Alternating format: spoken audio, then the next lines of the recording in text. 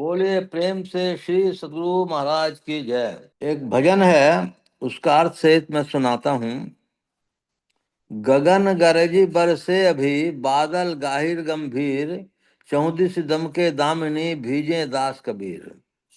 प्रथमे नगरे पहुँचे, परिगो सोग संताप, एक अचंबा हम देखा, जो बिटिया ब्याहे बाप।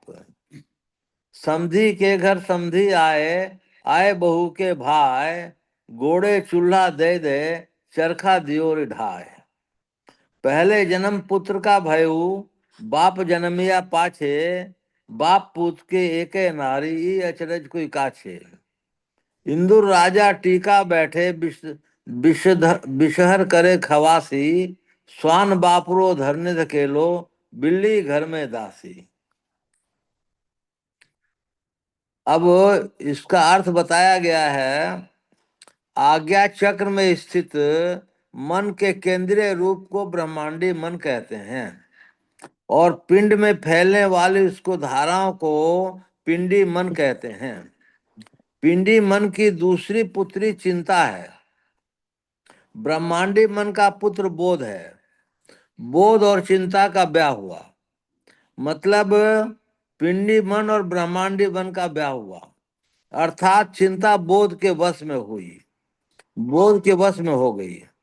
चिंता का भाई डर है, यह भी पिंडी मन का है, क्योंकि यह भी पिंडी मन से उत्पन्न हुआ। साधन द्वारा पिंडी मन ब्रह्मांडी मन के घर आ गया, उससे मिला। इस तरह समधी के घर समधी गया। ब्रह्मांडी मन की बहू पतोहू, चिंता का भाई डर भी अपने बाप के साथ वहां गया। पिंडी मन में इच्छा, चिंता और डर उपजते रहते हैं। जब यह सिमट कर अपने केंद्र ब्रह्मांडी मन में केंद्रित होता है, तब आत्मबोध का उदय होता है। इच्छा, चिंता और डर दूर हो जाते हैं। दृष्टिधारों को आज्ञा चक्र के केंद्र बिंदु में बारंबार लगाने से पिंडी मन ब्रह्मांडी मन में मिलकर रहता है, और इच्छा, चिंता, डर तथा सारे मनोविकारों से बना पिंडी मन का चक्र नाश को प्राप्त हो जाता है। श्री सद्गुरु महाराज की जय। अब गुरु महाराज की वाणी पढ़ के सुनाता हूँ। मन जीवात्मा में इतना मिलाप जैसे दूध में घी, यही विषय है। प्यारे लोगों, आप लोगों को यह अच्छी तरह जानने में आता होगा कि शरीर में जो कुछ भी काम करते हैं, उसको काम करने के लिए लगाने वाला मन है। मन यदि किसी काम को करने के लिए प्रेरणा नहीं करे, तो हाथ पैर शरीर आदि कोई काम नहीं कर सकता। मन भीतर में रहता है और सब काम करता है। एक बात और है कि मन ही सब कुछ नहीं है, मन के साथ आप भी हैं, अर्थात जीवात्मा रहता है। आप जीवात्मा हैं, भीतर में रहते हैं। मन के संग जीवात्मा नहीं रहे तो मन कुछ नहीं कर सकता। जैसे इंद्रियों के साथ मन नहीं रहे तो इंद्रियां कुछ नहीं कर सकती। जैसे बाहर में इंद्रियां हैं, वैसे भीतर में इंद्रिय मन है। कोई कहता है मेरा मन है, वह वैसा ही हुआ जैसे आप कहते हैं मेरा घर मेरा शरीर है। घर उसका है जो उसमें रहता है, वह घर नहीं है। उसी तरह जो कहता है मेरा पैर, तो वह पैर नहीं है, पैर उसका है। उसी तरह मेरा मन कहने वाला भी मन नहीं है, वह मन के संग वहां रहता है। मन का काम बाहर भीतर होता है, किंतु अपना काम क्या है कुछ मालूम नहीं होता। मन और जीवात्मा में इतना मिलाप है जैसे दूध में घी। दूध और घी दोनों एक साथ रहते हैं, और दोनों को अलग अलग भी किया जाता है। जो काम दूध से होता है वह काम घी से नहीं, और जो काम घी से हो सकता है वह दूध से नहीं। उसी तरह मन में जो काम हो सकता है वह जीवात्मा से नहीं, और जीवात्मा से जो हो सकता है वह मन से नहीं। जीवात्मा सूक्ष्म है। संसार में दो तरह के पदार्थ हैं, एक सत और दूसरा असत। जो विनाश नहीं हो, बदले नहीं, वह सत है। जो विनाश हो, बदलता रहे, वह असत है। शरीर कुछ दिनों तक रहता है, किंतु वह बच्चे से जवान बूढ़ा हो जाता है। कुछ काल शरीर ठहरता है, फिर नहीं रहता। मन भी एक तरह नहीं रहता, यह सभी जानते हैं। बच्चे का मन कैसा, जवान में कैसा और बूढ़े में कैसा। कभी मन बदल जाता है, वैसे मन में भी अदल बदल होता है। शरीर जैसे कमजोर और बलवान होता है, उसी तरह मन भी कमजोर और बलवान होता है। जो ज्ञानी है, उसको मन वैसा नहीं बदलता, जैसे साधारण जन भी बदलता है। ज्ञानी लोग समझाते हैं कि झूठ, चोरी, नशा, हिंसा और व्यभिचार नहीं करना चाहिए, तो नहीं करते हैं। किंतु साधारण लोग इन बातों को सोच समझकर भी संसार की ओर झुक जाते हैं। भोग की ओर मन हो जाता है और वे पाप में गिर जाते हैं। इस प्रकार मन एक तरह नहीं रहता। दूध से घी निकाला जाता है तो दूध का दाम कम हो जाता है। जितनी देर में बिना घी का दूध खराब होता है, उतनी जल्दी दूध के साथ घी रहने वाले से नहीं। उसी तरह जब जीवात्मा मन से निकल जाता है, तब मन मर जाता है। किंतु यह ऊंची बात है। इसी प्रकार मन भी असत है, किंतु जीवात्मा असत है। शरीर और मन बलवान और कमजोर होते हैं, किंतु जीवात्मा एक तरह रहता है। अपने को जीवात्मा समझो। जब तक कोई अपने को मन समझता है या शरीर को अपना कहकर जानता है, तब तक शरीर और संसार का जो मेल होता है, वही ज्ञान होता है। अर्थात वह शरीर और संसार को ही जानता है। जैसे स्वप्न में शरीर का ज्ञान नहीं रहता, तो संसार का भी ज्ञान नहीं रहता, संसार का भी सरोकार नहीं मालूम होता। उसी तरह जब तक जीवात्मा मन के साथ है, तब तक इसको अपने का ज्ञान नहीं होता है, और जो इसके साथ इसके काम होना चाहिए, वह भी नहीं होगा। मन और इंद्रियों से जानने योग्य संसार है, और केवल जीवात्मा से जानने योग्य परमात्मा है। जब तक जीव संसार के पदार्थों को एकत्रित करने में रहता है, तब तक दुखी होता रहता है, शांति नहीं मिलती। संत लोग कहते हैं, परमात्मा को पहचानोगे तो तुम खुद सुख दुख से छूट जाओगे। वह वैसा सुख है जो मन इंद्रियों के भोगों से ऊपर है। उसके बाद दुख नहीं रहता, उसको पाकर भी कुछ पाना नहीं रहता। उसके पाने से संसार बंधन से छूटकर मुक्ति पाता है, जन्म मरण से छूट जाता है। उसी को उपदेश संतों ने दिया। उन्होंने कहा, यदि तुम उसे नहीं प्राप्त करते हो, तो तुम काम, क्रोध, लोभ, मोह आदि विकारों से फंसकर दुख उठाते रहोगे।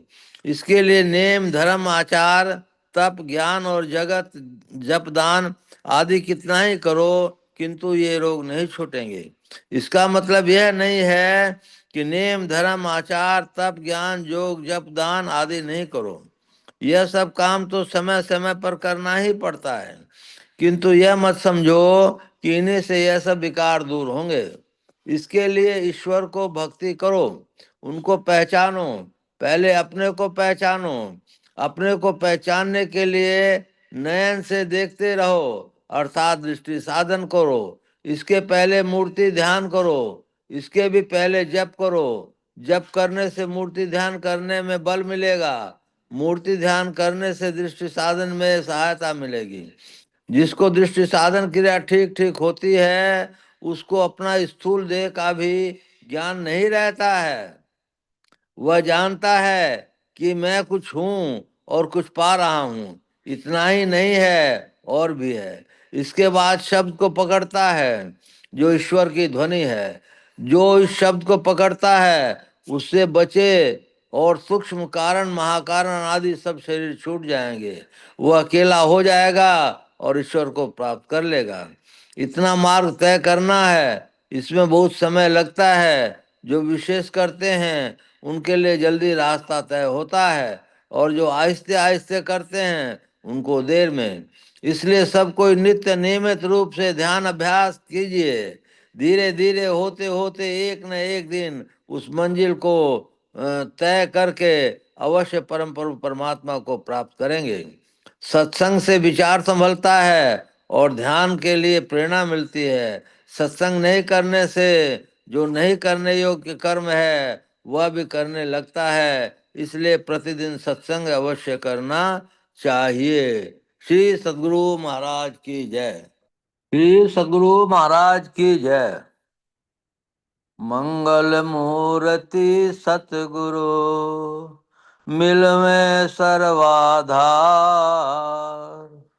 मंगल में मंगल करण विनमो बारंबार। धन्य धन्य सद्गुरु सुखद महिमा कही न जाए। जो कछु कहूँ तुमरी कृपा मोते कछु न बसाए। श्री सद्गुरु महाराज की जय। पुनश्च सब धरती कागज करूं लेखन सब बन राय। सात समुद्र की मसी करूं गुरु गुण लिखा न जाए। बोलिए प्रेम से श्री सद्गुरु महाराज की जय। अव्यक्त रूप से विराजमान संत सद्गुरु महाराज के श्री चरणों में कोटि कोटि नमन, कोटि कोटि नमन।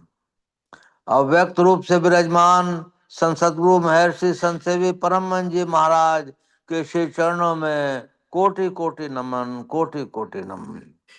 उपस्थित अत्यंत भाग्यशाली सदात्माओं, आप सबको शत शत नमन, सहस्र सहस्र नमन, लाख लाख नमन। हम लोगों को मनुष्य जन्म मिला। अभी बताया गया कि घूमते घूमते जब से हम लोग हैं, जब से पृथ्वी बनी है, तब से हम लोग को ये मनुष्य जन्म मिला है। मनुष्य जन्म की उपादेयता क्या है? मनुष्य जन्म की उपादेयता यही है कि वो ईश्वर को प्राप्त करे। और कोई भी शरीर 83,99,999 शरीरों में ईश्वर को प्राप्त नहीं कर सकता। ईश्वर को प्राप्त करने वाला एकमात्र केवल मनुष्य शरीर है। इसको प्राप्त करने की जैसे पढ़ाई लिखाई में होती है, विभिन्न साधन होते हैं। हम लोगों को बहुत यदि कृपा हुई है परम प्रभु सर्वेश्वर की, तो हम लोग को मनुष्य शरीर मिला है। मनुष्य शरीर मिलने के बाद हम लोगों को गुरु कृपा हुई है, संत सद्गुरु कृपा हुई है, जो हम लोगों को मतलब दीक्षा मिली है। दीक्षा में हम लोगों को कुछ बताया गया है, उसको करने का कार्यक्रम कितने लोग मुस्तैदी के साथ करते हैं, अपने हृदय पे सोचने पर उनको खुद महसूस होगा। जो कुछ बताया गया है उसकी क्रिया में बहुत ही कुछ उपलब्ध हो सकता है। अभी जैसे घी की बात आई, हमारे पूरे शरीर में चेतन भरा पड़ा है, लेकिन चेतन को एक जगह समेटने की जरूरत है। चेतन को एक जगह समेटने के लिए आज्ञा चक्र पे चेतन को समेटा जाता है। आप लोग भी अपना अपना अभ्यास कर करके देखें कि किस तरह से आज्ञा चक्र पे चेतन को समेटा जाता है। इसमें से हो सकता है बहुत लोग हों जो चेतन को समेटने की क्रिया करते हों। चेतन को समेटने की क्रिया ध्यान योग से आती है। ध्यान योग का 7वां अंग ध्यान है, और उसके पहले का जो है अंग है उसको ध्यानाभ्यास में करते हैं। ध्यानाभ्यास ही ध्यान में परिवर्तित होता है।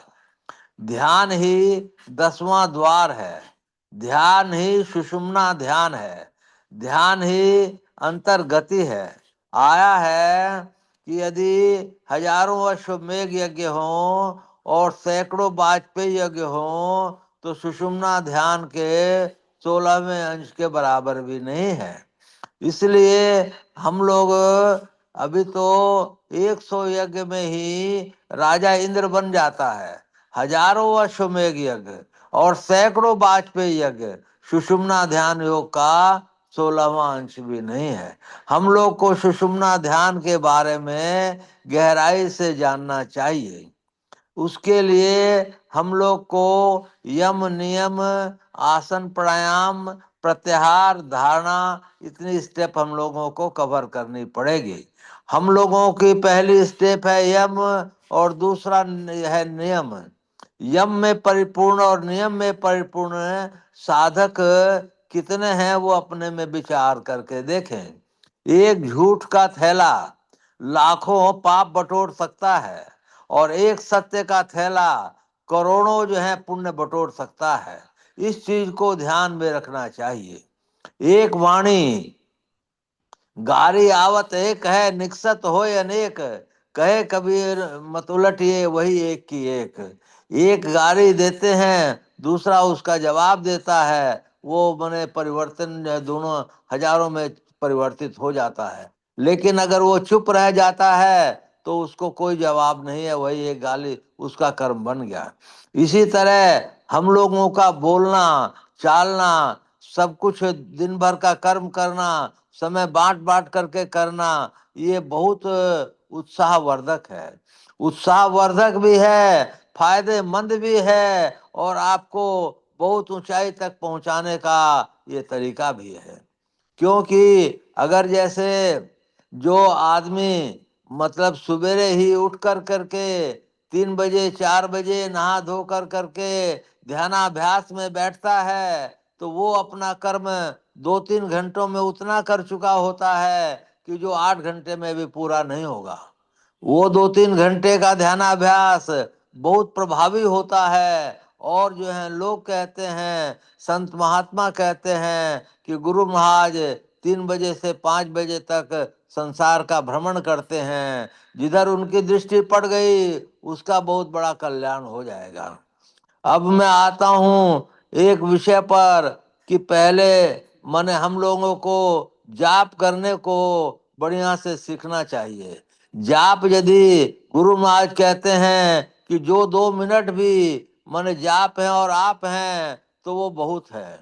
जाप 2 मिनट का, मेरे कहने का मतलब है दिन भर यदि जाप नहीं चलता है तो वो जो है सफल होने में देरी है। ये तो 2 मिनट की बात है।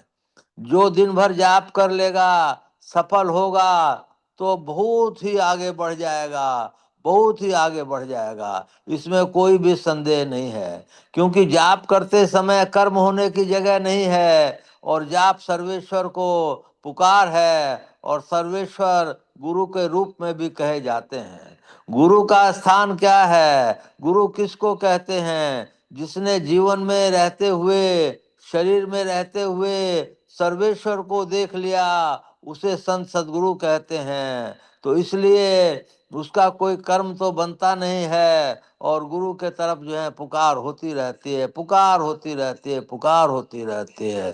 तो गुरु को आना ही पड़ता है। इस तरह मानव जप हुआ। मानव जप की सिद्धि इस बात से मानी जाती है कि गुरु महाराज आज्ञा चक्र पे स्क्वैज रूप से आ गए हैं। स्क्वैज रूप से गुरु महाराज आज्ञा चक्र पे यदि आते हैं तो दृष्टि साधन की क्रिया बनती जाती है। दृष्टि साधन की क्रिया आपको जहाँ बनी और एक बिंदु दिखाई दिया, तो सम, विचार, संतोष और साधु संग, ये चारों की प्राप्ति होने लिखी बताई जाती है।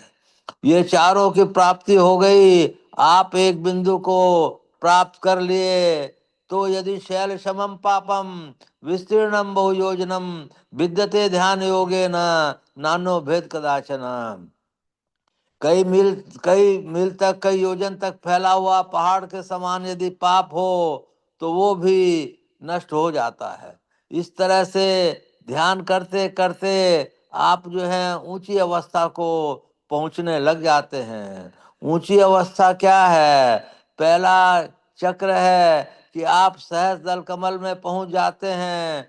सहज दल कमल में जहाँ की तारे वगैरह नजर आते हैं और चंद्रमा भी नजर आते हैं। तो चंद्रमा और तारे यदि आंख बंद कर करके ध्यानाभ्यास में आपको नजर आते हैं तो सहज दल कमल पहुंच जाते हैं। सहज दल कमल सत्संग योग में ये दिखाया गया है कि यहाँ से जीव को दुनिया में लौटाया जाता है उसके कर्मानुसार। लेकिन हमको यदि लौटना नहीं है दुनिया में, तो उसके ऊपर और जाना होगा, सूर्य मंडल में जाना होगा, जिसको त्रिकुटी कहते हैं। सूर्य मंडल में जाने से सारी विद्याएं अपने आप रूबरू खड़ी हो जाती हैं और आपको सब चीज का ज्ञान हो जाता है। सूर्य मंडल इतना ज्योति प्रकाश देता है कि उसका कुछ कहना नहीं है। सूर्य मंडल में पहुंच करके आपको उससे पहले ही दिव्य दृष्टि प्राप्त हो जाती है। और आपको जो विघ्न बाधाएं ये होती हैं कि रिद्धि सिद्धियों की शक्ति आती हैं, वो आपके मन को डांवाडोल कर देती हैं, बहुतों के मन को डांवाडोल करती हैं और वो स्थिर नहीं रह पाता। लेकिन यदि स्थिर रह गया और वो जैसे उस पर सुना, तो फिर जो है वो शब्द को सुनने की प्रयत्न करता है। शब्द क्या है? शब्द दो हैं, अनहद और अनाहत। उन शब्दों को, हाँ एक बात और कहना भूल गया कि सूर्य मंडल में जब तुरीय में पहुंच जाता है और अनंत नाद में पहुंचने की कोशिश करता है, उसमें कर्म मंडल का उसका नाश हो जाता है। कर्म मंडल का नाश हुआ तो उसका जो है सब आवागमन जो है लगभग छूट जाता है, उसको फिर नीचे नहीं आना पड़ता। यही संत सत्संग योग कहता है, संत महात्मा लोग कहते हैं। फिर नीचे नहीं आता है तो ऊपर उसको जाना पड़ता है, और ऊपर जाने के लिए अनहद नाद सुनाई पड़ता है। अनहद नाद इतना मीठा स्वर होता है कि उसके मीठे मिठाई के अनुसार मिठास में सारा संसार आप भूल जाते हैं। काम, क्रोध, मद, लोभ, मात्सर्य, हिंसा, द्वेष, ये सब चीज आप भूल जाते हैं। तो आपको जो है बहुत सुकून मालूम होता है। उस मंडल से ऊपर जाने का बाद तो फिर एक ही मंडल बचता है, वो है कैवल्य मंडल। हमने इतनी लंबी चौड़ी बात कह दी, लेकिन इस लंबी चौड़ी बात से रोज सुनते हैं मनुष्य का असली धर्म क्या है? जगत पीठ दे भागरी, जगत पीठ दे भाग। जिसको जब तक वैराग्य उत्पन्न नहीं हो गया, जब तक संसार में पूर्ण वैराग्य नहीं उत्पन्न हो गया, संसार में इच्छा, द्वेष, काम, क्रोध, मद, लोभ, मात्सर्य नहीं खत्म हो गया, तब तक उसको वैराग्य कैसे उत्पन्न हो सकता है? वैराग्य उत्पन्न हुआ और ईश्वर की प्राप्ति में ही उसने अपना जीवन लगा दिया, तो वो कहीं भी रहे, कैसे भी रहे, किसी हाल में रहे, कुछ न कुछ वो प्राप्त करके रहेगा।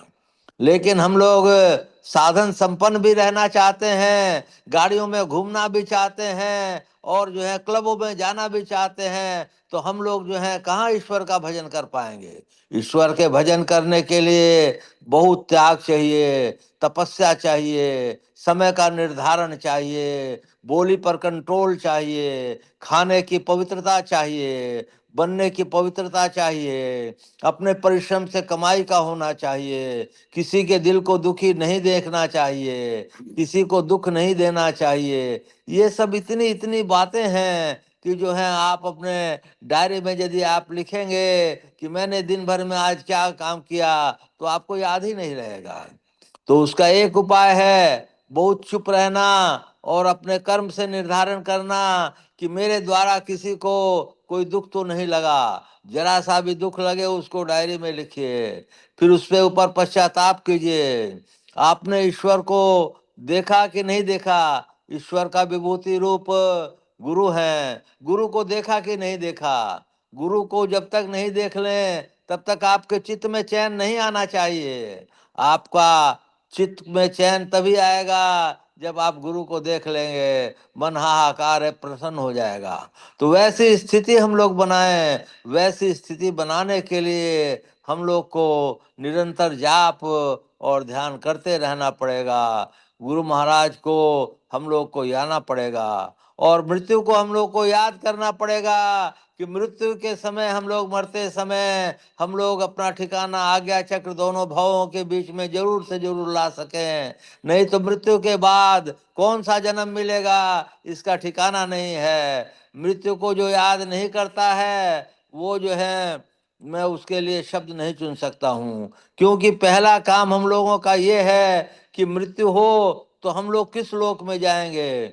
मृत्यु हो तो कम से कम हम लोग योगी कुल में जन्म लें या सर्वेश्वर के पास चले जाएं। योगी कुल में जन्म लेना भी साधारण बात नहीं है। योगी कुल में जन्म वही पाता है जो योगी कुल में जन्म पाता है, वो मरने के बाद सीधे जो है योगी कुल में जन्म हो जाता है। उसको जो है ये ढूंढना करना नहीं पड़ता, सुख दुख भोगना नहीं पड़ता। इसलिए हम लोगों की दिन रात चेष्टा होनी चाहिए कि ध्यानाभ्यास करें। हम लोगों को मालिक हम लोग हैं, और हम लोग को मालिक हम लोग का पिंडी मन बनाया हुआ है। पिंडी मन हम लोग को दूसरी धाराओं में ले जाता है। अभी जैसे सुनाया था, पिंडी मन बहुत से अवैध काम करवाता है, झूठ बोलवाता है, नशा खिलाता है, और लोग नशा खा खा करके खुश होते रहते हैं। इसलिए संसार के लिए माने नमूना बनना हम लोगों को चाहिए, सत्संगियों को विशेषकर, तभी दूसरे सत्संगी आकर्षण होंगे। गुरु महाराज ने कहा था, चरित्र, शुभ चरित्र ही सबसे बड़ा मतलब वो है कि उस जिस आदमी का सदाचारी होगा, जो चरित्रवान होगा, वही सब प्रकार से सुखी रहेगा। बोलिए प्रेम से श्री सद्गुरु महाराज की जय।